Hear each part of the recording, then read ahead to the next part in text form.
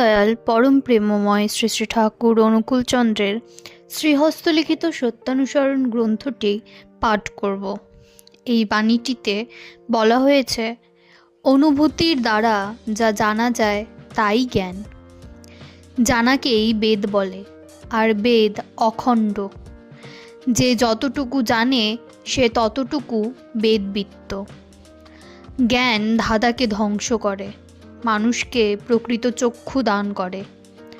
জ্ঞান বস্তুর স্বরূপকে নির্দেশ করে, আর বস্তুর যে ভাব জানলে জানা বাকি থাকে না তাই তার স্বরূপ। ভক্তিচিত্তকে সতে সংলগ্ন করতে চেষ্টা করে, আর তা হতে যেরূপ উপলব্ধি হয় তাই জ্ঞান। অজ্ঞানতা মানুষকে উদ্বিগ্ন করে, জ্ঞান মানুষকে শান্ত করে। অজ্ঞানতাই দুঃখের কারণ, আর জ্ঞানই আনন্দ। তুমি যতটুকু জ্ঞানের অধিকারী হবে ততটুকু শান্ত হবে। তোমার জ্ঞান যেমনতর, তোমার স্বচ্ছন্দে থাকবার ক্ষমতাও তেমনতর। সবাইকে জয়গুরু বলে সত্যানুসরণ গ্রন্থের আজকের বাণীটি এখানেই শেষ করছি।